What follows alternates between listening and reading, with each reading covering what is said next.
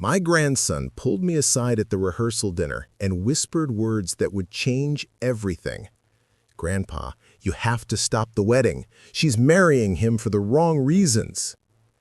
I'm Walter Chen, 72 years old, and I've spent the last 45 years building something my granddaughter never bothered to ask about. She looked at my faded work shirts and calloused hands and decided I was just a retired factory worker living on Social Security. Before we jump back in, tell us where you're tuning in from. And if this story touches you, make sure you're subscribed, because tomorrow I've saved something extra special for you. Her fiancé's family looked at my 1998 Honda Civic in the country club parking lot and smiled the way wealthy people smile at poor relatives they have to tolerate. What my granddaughter didn't know was that I didn't just survive in America as an immigrant. I built an empire she never saw because she never looked past the surface. And 30 minutes after my grandson's warning, I would show everyone at that rehearsal dinner exactly what assumptions cost. Most people see exactly what my granddaughter sees when they look at me. An old man who wears the same 3 flannel shirts on rotation, shops at discount grocery stores with coupons cut from the Sunday paper, and drives a car older than most of the waiters at this country club. My granddaughter Jessica, 26 years old, wedding planner's dream client, and absolutely convinced her grandfather is a burden she has to manage carefully around her future in-laws. "Grandpa, please don't talk too much about the old days tonight," she told me last week when she dropped off my rehearsal dinner invitation. "The Pemberton family is very sophisticated. They might not understand your stories about the factory and immigration and all that." The Pemberton family. Old Virginia money, 4th-generation wealth, the kind of people who summer as a verb and winter in compounds that have names instead of addresses.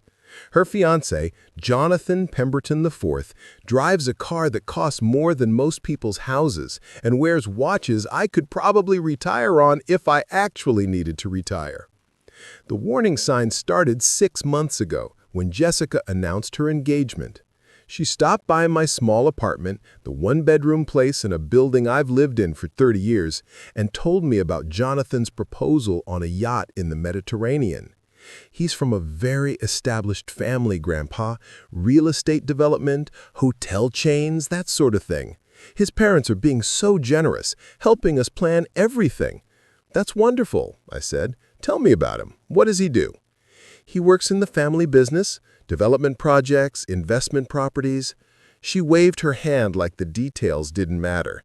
"The important thing is we're building a life together." "Have you told him about our family? About how we came here?" Jessica's face tightened. "Grandpa, that's not really relevant anymore. I mean, yes, it's part of my history, but Jonathan's family is very focused on the future. They don't really do the whole immigrant story thing." The immigrant story thing. As if 45 years of my life was a thing that didn't fit their aesthetic. The second warning came when I met Jonathan's parents 3 months ago at an awkward lunch Jessica arranged at a restaurant where the menu didn't have prices. Catherine and Jonathan Pemberton III, both dressed like they were attending a society function instead of meeting their future daughter-in-law's grandfather.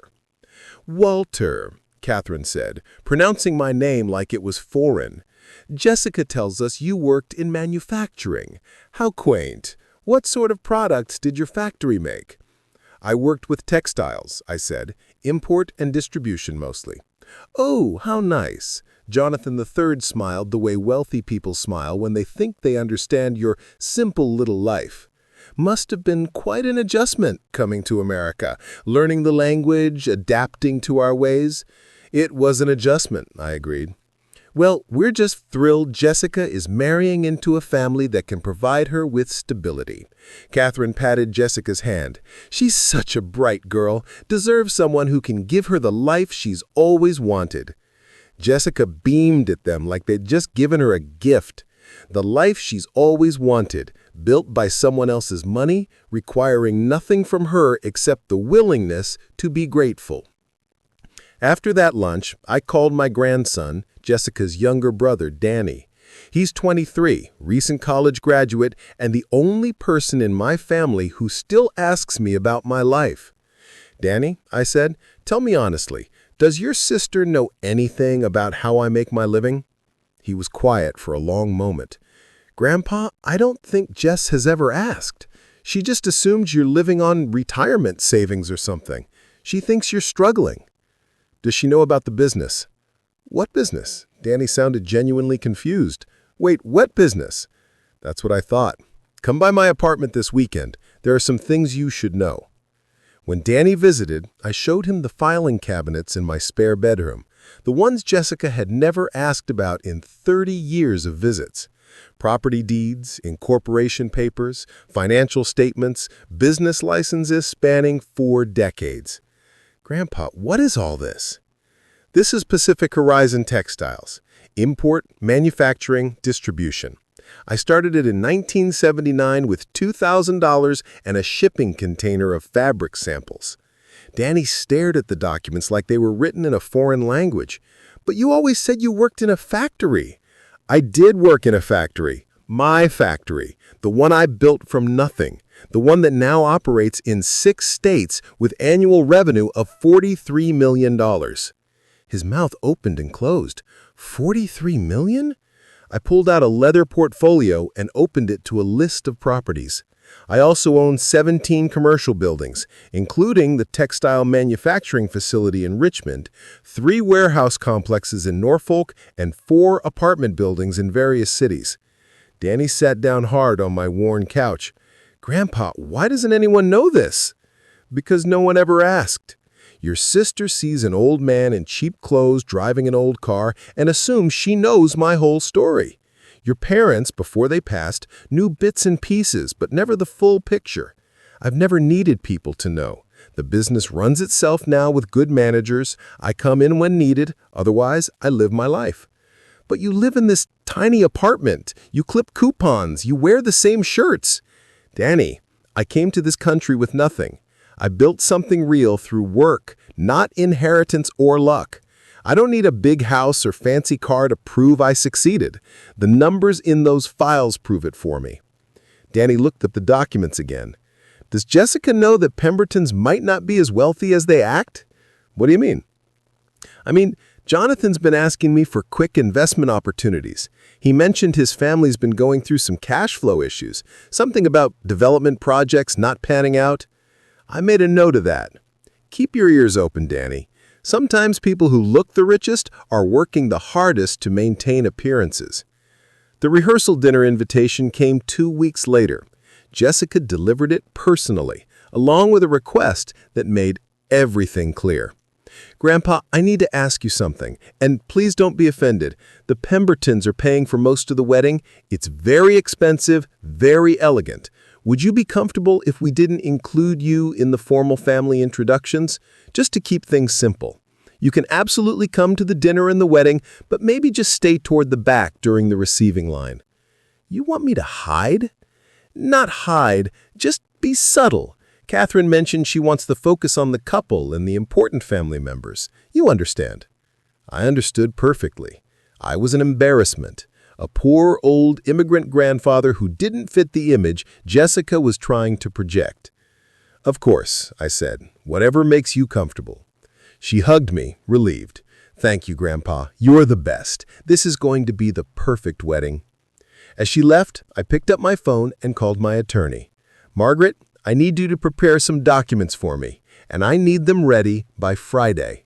The rehearsal dinner was held at the Riverside Country Club, the kind of place where memberships get passed down through generations and new money isn't really welcome no matter how much of it you have.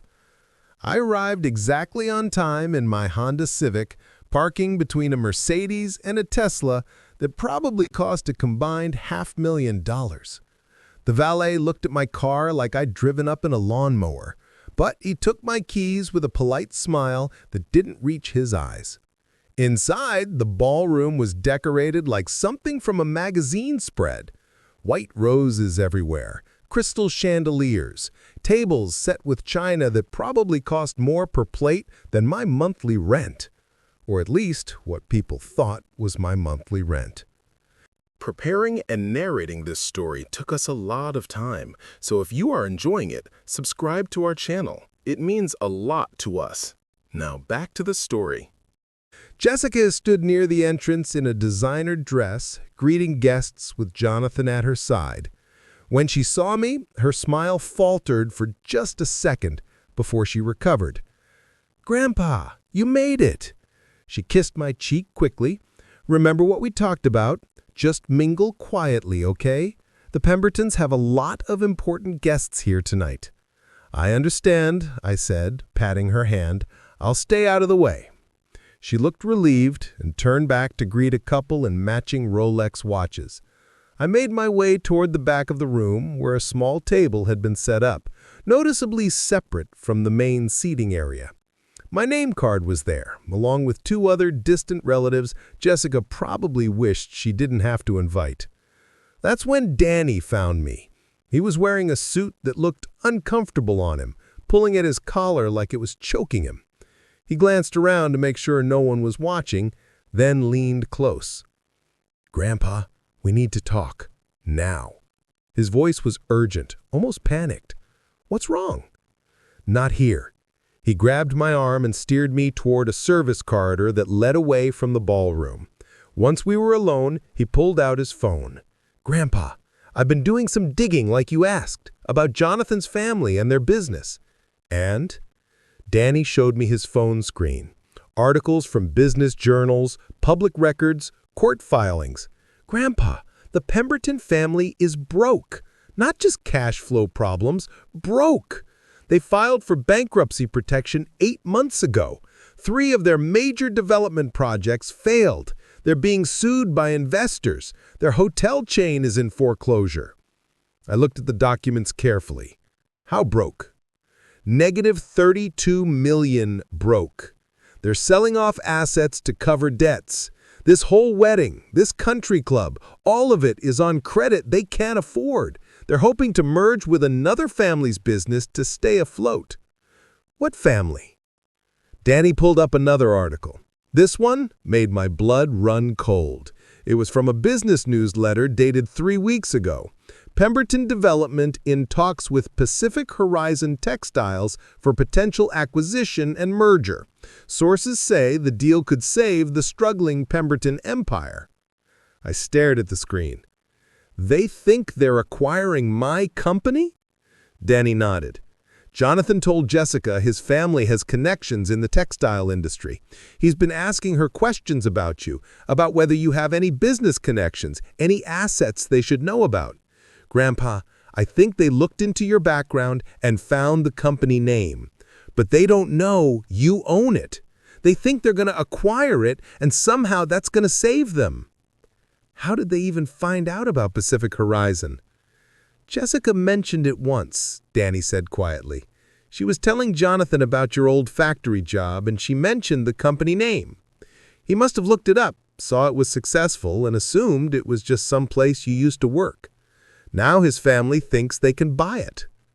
I pulled out my own phone and opened an email from my attorney, Margaret. She'd sent it an hour ago with the documents I'd requested. Everything was ready. "Danny, I need you to do something for me. In exactly 20 minutes, I need you to announce that I want to make a toast. Can you do that?" "A toast?" "Grandpa, Jessica specifically said you shouldn't draw attention."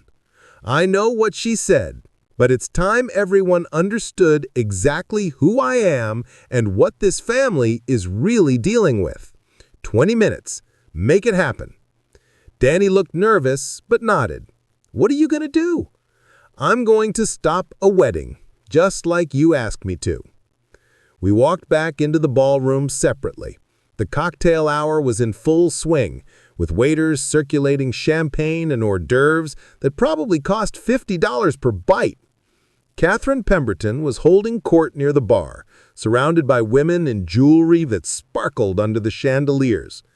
Jonathan III was networking with a group of men, all of them laughing at something one of them said. They looked like people who'd never worried about money in their lives. Jessica was talking to Jonathan's younger sister, both of them scrolling through something on a phone. probably Instagram, documenting every moment of this elaborate production.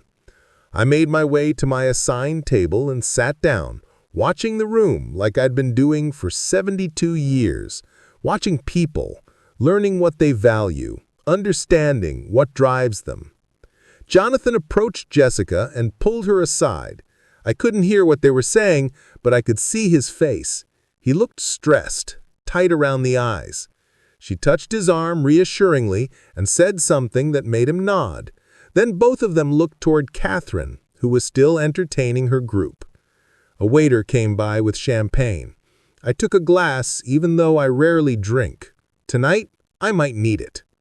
15 minutes passed. The guests started moving toward their assigned seats as dinner was about to begin. Jessica took her place at the head table with Jonathan, both sets of parents on either side.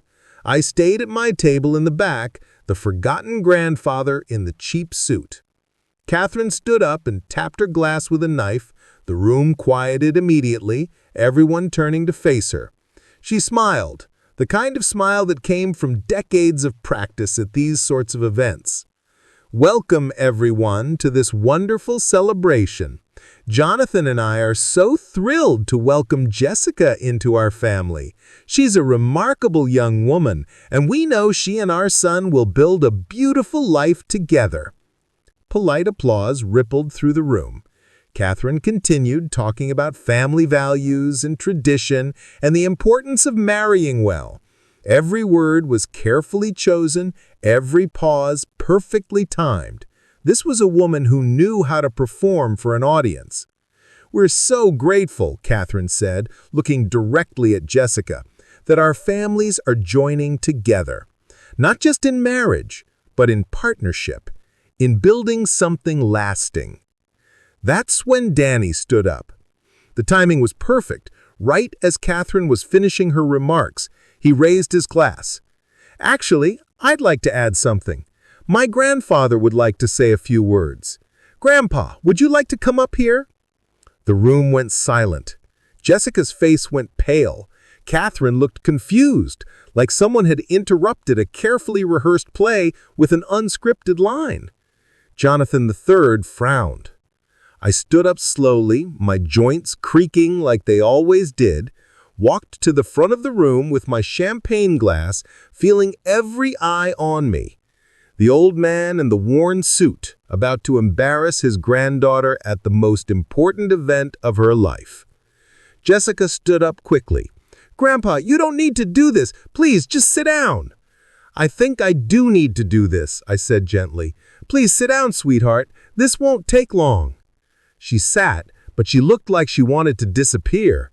Jonathan reached over and took her hand, both of them staring at me like I was about to detonate a bomb. I was about to do exactly that.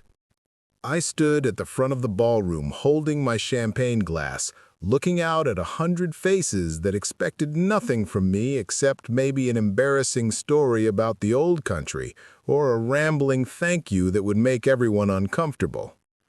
Catherine Pemberton had frozen mid-smile, her hand still on her champagne flute. Jonathan III looked like he was calculating how quickly he could escort me back to my seat. Jessica had her eyes closed like she was praying this moment would end. "Thank you all for being here tonight," I started. My voice was steady, clear. 72 years of speaking English with an accent that never quite disappeared, but loud enough that everyone could hear. "I'm Walter Chen, Jessica's grandfather. Most of you don't know me, which is understandable. I keep a low profile." Jessica opened her eyes and looked at Nanny, who just shrugged. She mouthed the words, "Please stop," but I continued. "I came to America in 1978 with $800 and 2 suitcases. Got a job in a textile factory in Richmond, making $4.25 an hour. Worked 6 days a week, sometimes 7. Saved every penny I could because I had a dream of starting my own business someday." A few people shifted in their seats. This was the immigrant story Jessica had specifically asked me not to tell. Catherine's smile had become fixed. the kind wealthy people wear when poor relatives overshare. By 1979, I had saved enough to make my first investment, $2,000 for a shipping container of fabric samples from overseas. I started small, selling to local businesses, building relationships, learning the market, and I kept growing. Jonathan leaned over and whispered something to Jessica. She nodded, probably agreeing that they needed to cut me off soon before I embarrassed her further. "Catherine," I said, looking directly at Jonathan's mother, "you asked me at our lunch what my factory made. I told you I worked with textiles, import and distribution. That was true, but it wasn't complete." Catherine's smile wavered. I pulled out my phone and opened a document. "Let me be more specific. Pacific Horizon Textiles, founded 1979, started with import distribution, expanded into manufacturing by 1983, opened our first facility in Richmond in 1986. By 1990, we had contracts with major retailers across the East Coast." The room had gone completely quiet. Even the waiters had stopped moving. Today, Pacific Horizon Textiles operates manufacturing facilities in 6 states. We employ over 800 people. We supply fabric and finished goods to retailers in 42 states. Last year's revenue was $43 million. Jonathan III stood up. "Mr. Chen, I think perhaps this isn't the right venue for a business presentation." "You're right," I said, "but it is the right venue to discuss why your family has been trying to acquire my company for the past 2 months." The color drained from Jonathan's face. Catherine's champagne glass slipped slightly in her hand. Jessica looked between me and Jonathan like she just realized she was watching a conversation in a language she didn't understand. I pulled out the documents Margaret had sent me and held them up. These are emails between Pemberton Development and several investment banks. Emails discussing the potential acquisition of Pacific Horizon Textiles as a way to resolve what the documents call critical financial difficulties facing the Pemberton family businesses. "Jonathan, sit down," Catherine said sharply. Her voice had lost all its smooth sophistication. I kept going. "These documents also include public bankruptcy filings. Pemberton Development filed for Chapter 11 protection 8 months ago. Assets under foreclosure include 3 hotel properties, 2 commercial developments, and the family estate in Richmond. Total debts approximately $32 million. The room erupted, guests turning to each other, whispers spreading like wildfire. Catherine stood up, her face red. "This is outrageous! How dare you come here and spread lies about our family?" "These aren't lies," I said calmly. "These are public records. Anyone can look them up." I pulled out another document. "This is particularly interesting. An internal memo from your family's attorney discussing strategy for the acquisition. It specifically mentions that the target company owner is elderly and possibly senile, and that his granddaughter's marriage into the family would provide leverage for negotiating favorable terms." Jessica stood up so fast her chair fell backward. "What are you talking about?" I looked at my granddaughter, the girl I'd watched grow up, the woman who'd asked me to hide at her own wedding. "Sweetheart, Jonathan's family looked into my background when you mentioned I used to work at Pacific Horizon. They found the company, saw it was successful, and assumed I was just a former employee. They had no idea I owned it. But they thought if Jonathan married you, they could use our family connection to pressure the company into a merger that would save their business." "That's insane," Jonathan said, but his voice cracked. "Jessica, don't listen to this. He's confused." "Am I confused about the 3 times you asked your sister to casually mention to Jessica that her grandfather might have business connections? Am I confused about you researching my company's board members? Am I confused about your father's attorney reaching out to my company president 2 weeks ago, asking about acquisition opportunities?" Danny stood up and pulled out his phone. "I've got the screenshots right here. Text from Jonathan to his sister talking about using the wedding to get closer to Pacific Horizon's management. Jessica turned to Jonathan. Her face had gone from pale to red. "You knew about this? You were using me?" "No, baby, it's not like that." Jonathan reached for her hand, but she pulled away.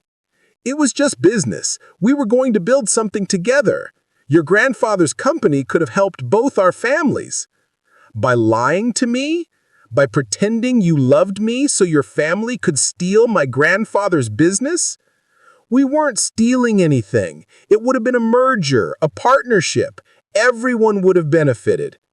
I stepped closer to the head table. "Let me make something very clear to everyone in this room. Pacific Horizon Textiles is not for sale. Not to the Pembertons, not to anyone.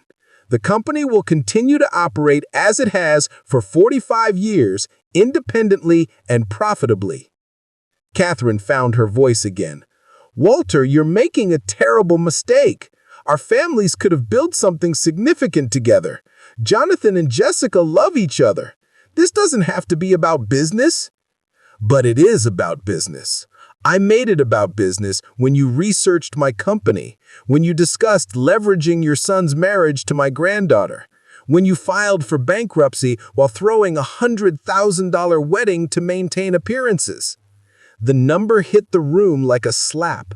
Guests were staring at the Pembertons now, reassessing everything about the evening. The elaborate decorations, the expensive venue, the designer dresses. All of it paid for with money they didn't have, credit they couldn't afford, desperation disguised as generosity.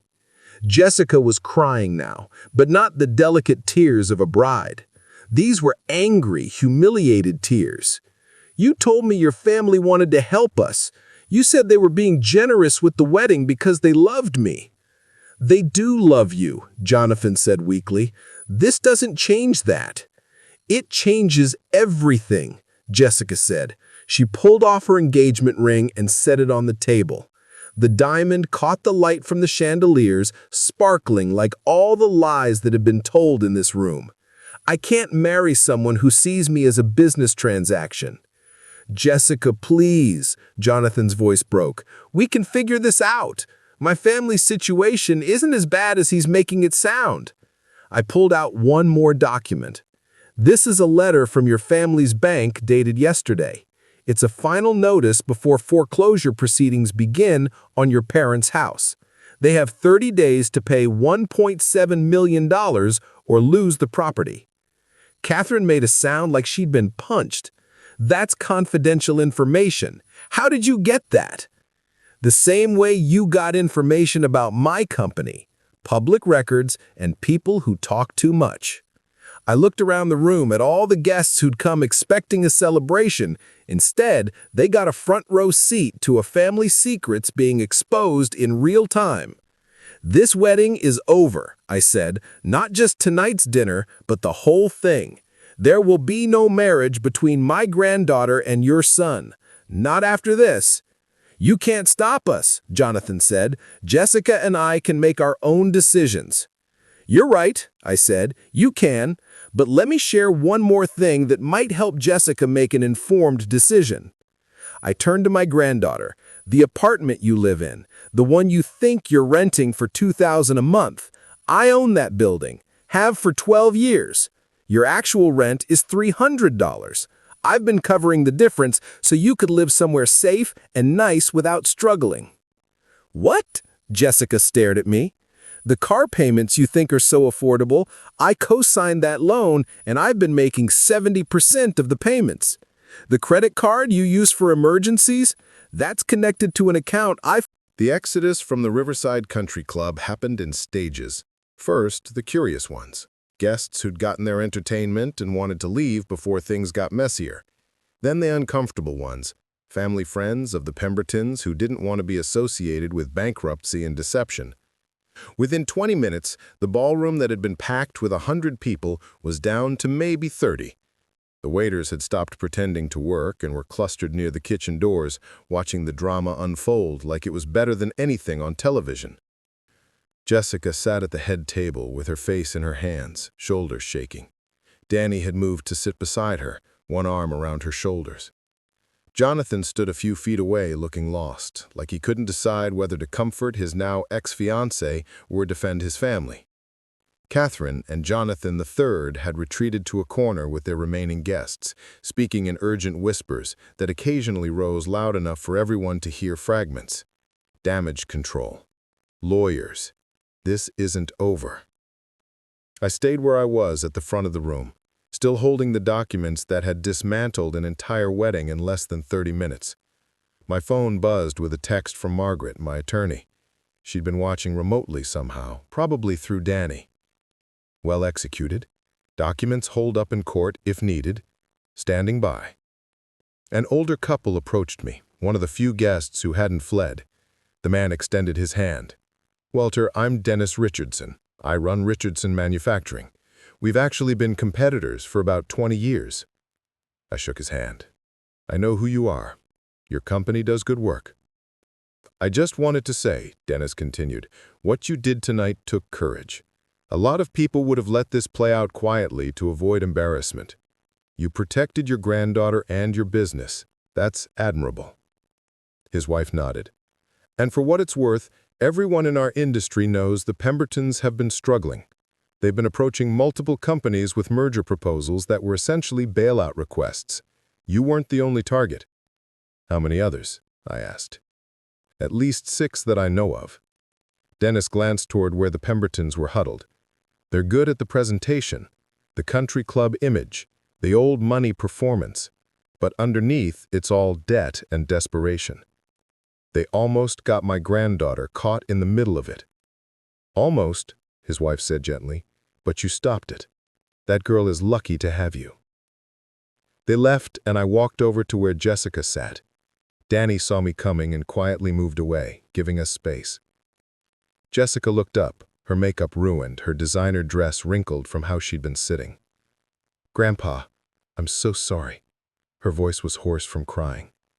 "I'm sorry for being ashamed of you. I'm sorry for asking you to hide. I'm sorry for never asking about your life." I sat down beside her. "I know you are. I thought," she struggled to find words. "I thought the Pembertons represented everything I was supposed to want. The wealth, the status, the security. I looked at you and saw someone who struggled, someone who had to work hard for everything, and I thought that meant I was supposed to want something different for myself." "Jessica, do you know why I never told you about the business?" "Because I never asked," she wiped her eyes. "Because I was too busy assuming I knew everything about you." "Partly, but also because I wanted you to love me for who I am, not what I have. Your parents, before they died, they knew I had some money saved, but they never knew the full extent because it didn't matter to them. They loved me because I was their father, because I showed up, because I cared, not because of what I could give them." Jessica started crying again. "I failed that test, didn't I? I loved the idea of what the Pembertons could give me more than I loved my own grandfather." "You didn't fail. You just needed to learn something. And sometimes learning hurts." Jonathan approached cautiously. "Jessica, can we talk? Privately?" She looked at him with red, swollen eyes. "What's left to talk about? I love you. Whatever my family did, whatever mistakes were made, that doesn't change how I feel about you." Jessica stood up to face him. "Did you know about the bankruptcy? About them researching my grandfather's company? About using our relationship to try to save your family's business?" Jonathan's silence was answer enough. "You knew," Jessica said. "Maybe not all of it, but you knew something, and you didn't tell me. I was trying to protect you from the stress. My family's problems aren't your problems. But you were trying to make them my problems. Through marriage, through connection to my grandfather, you were going to tie me to all of this without giving me a choice." Jonathan looked at me. "This is your fault. You could have just had a quiet conversation with Jessica. You didn't need to humiliate my entire family in front of everyone." I stood up to face him. "You're right. I could have handled this privately. But your family was planning to use my granddaughter as leverage in a business deal. They researched my company, discussed acquisition strategies, and had your attorney draft plans for a merger, all while pretending this wedding was about love. So no, I don't feel bad about exposing that publicly. Maybe next time your family will think twice about treating people like assets. There won't be a next time, Catherine's voice cut through the room. She had broken away from her huddle and was walking toward us. Her sophisticated demeanor had cracked, showing the desperation underneath. Walter, you've made your point. You're wealthy, we're not. You win. But destroying my son's engagement doesn't change the fact that Jessica loves him. I don't know if I do, Jessica said quietly. I thought I did. But how do I know what was real and what was strategy? How do I know Jonathan wasn't just following his family's plan? I wasn't, Jonathan said desperately. Yes, my parents mentioned your grandfather's company. Yes, they thought it might help our situation. But I proposed to you because I love you, not because of some business deal. When did you propose? I asked. Jonathan looked confused by the question. March 15th. Why does that matter? I pulled out another document from my folder. This is dated March 1st. It's an internal memo from your family's bankruptcy attorney recommending that family members develop relationships with potential acquisition targets to facilitate negotiations. Jessica took the paper from my hands and read it. Her face went from sad to furious. 2 weeks. You proposed 2 weeks after your attorney recommended it. That's coincidence, Jonathan said, but his voice had lost conviction. Is it? Jessica looked at him like she was seeing him clearly for the first time. How long have we been dating? 6 months.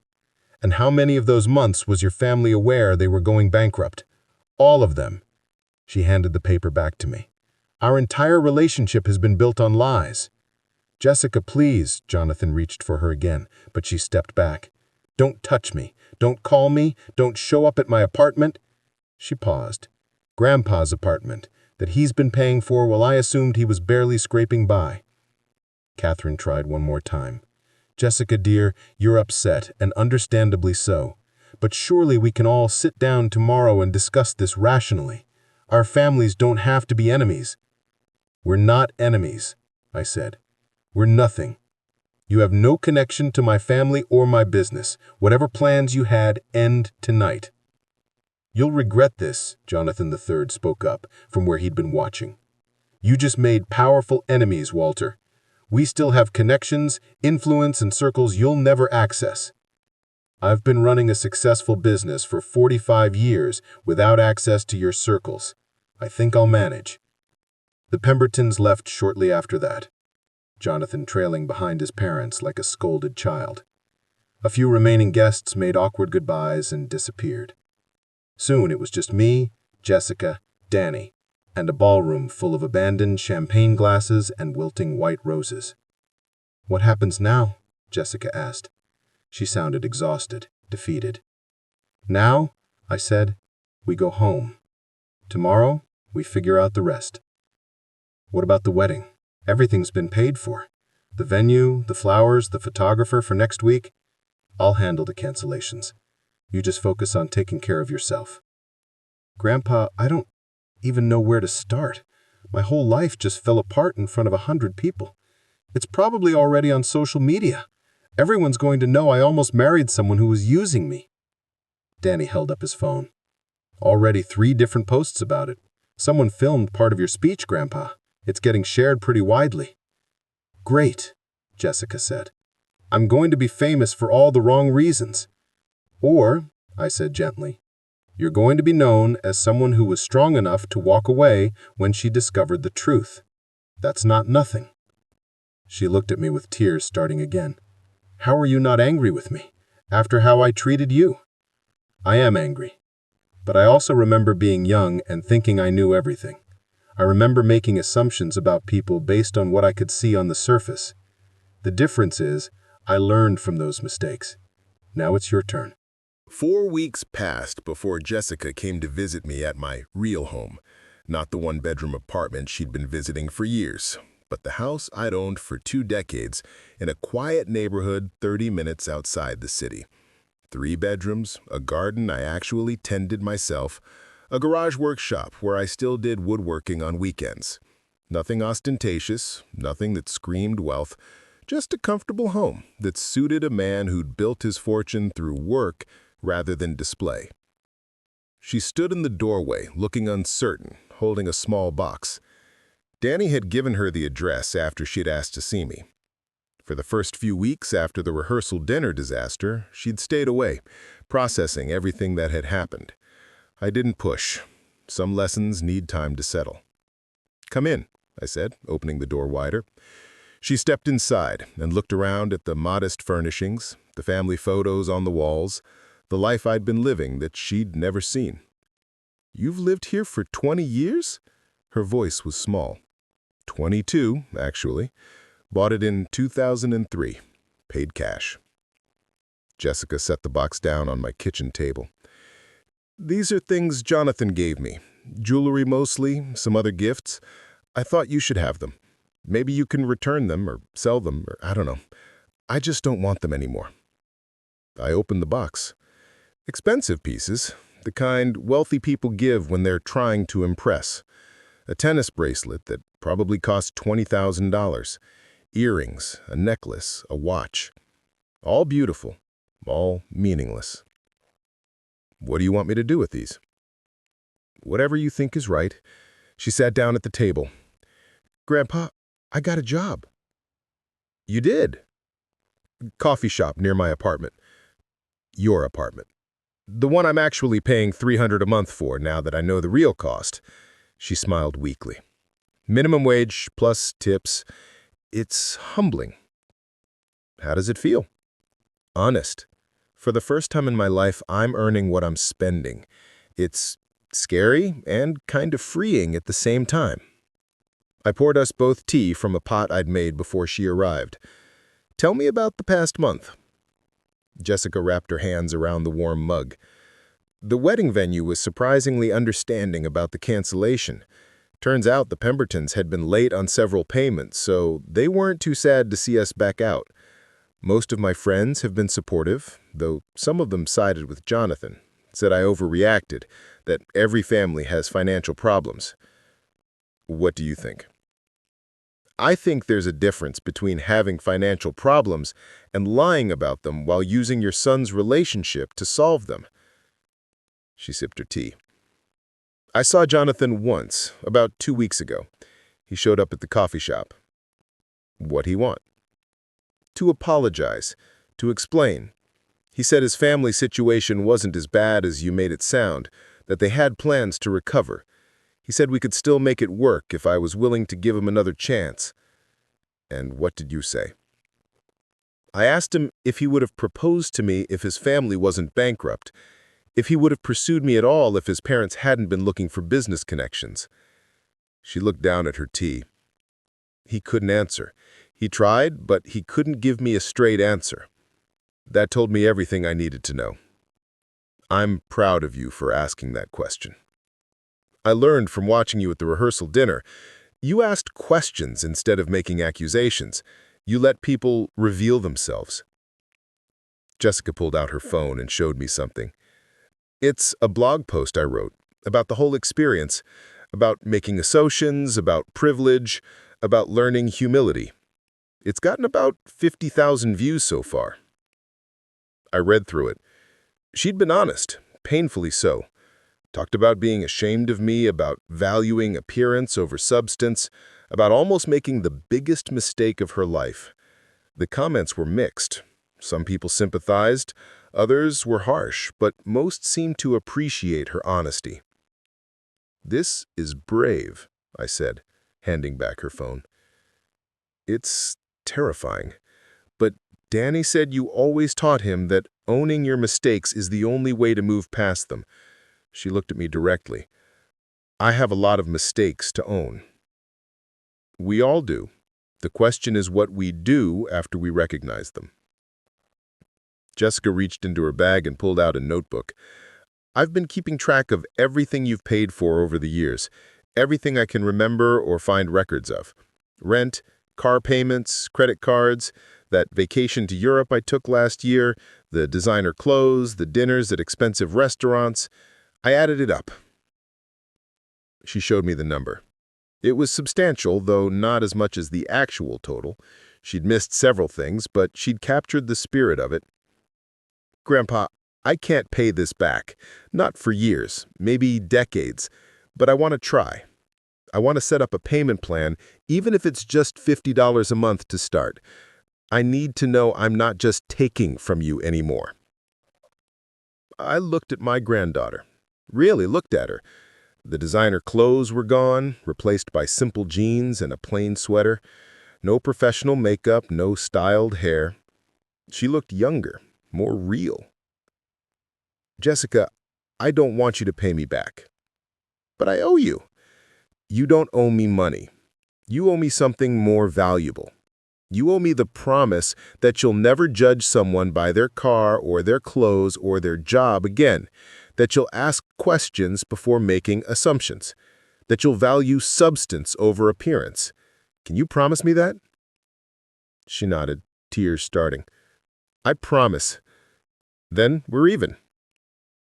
We sat in silence for a while, drinking tea, letting the weight of the past month settle between us. Finally, Jessica spoke again. The Pembertons declared bankruptcy last week, full Chapter 7 liquidation. They're losing everything, the house, the business, all of it. I'd heard. My attorney had kept me informed. Jonathan's moved back in with relatives in Pennsylvania. His father's facing fraud charges for some of the business dealings. Catherine started selling jewelry just to cover legal fees. She paused. I know I should feel vindicated or something, but I just feel sad. A whole family destroyed. They destroyed themselves, I said gently, by living beyond their means, by lying, by treating people as assets instead of human beings. What happened at the rehearsal dinner just exposed what was already there. Do you think Jonathan really loved me, or was it all strategy? I think people are complicated. He might have loved you and also seen you as useful. Those things aren't mutually exclusive. But a relationship built on deception, even partial deception, isn't a relationship worth having. Jessica finished her tea. Danny told me something interesting. He said you've been setting up a trust fund when I turned 30. Is that true? I pulled out a folder from a drawer. This is the trust documentation. It's set up to provide you with a modest income starting at 30, enough to supplement whatever you're earning, but not enough to live on entirely. The full amount becomes accessible at 40, assuming you meet certain conditions. What conditions? That you're employed or running a business, that you haven't filed for bankruptcy due to overspending, that you've maintained a relationship with your family. Basically, that you've learned to be responsible. How much is in it? Enough that you'll be comfortable, but not so much that you'll stop working. The exact amount will depend on how the investments perform over the next few years.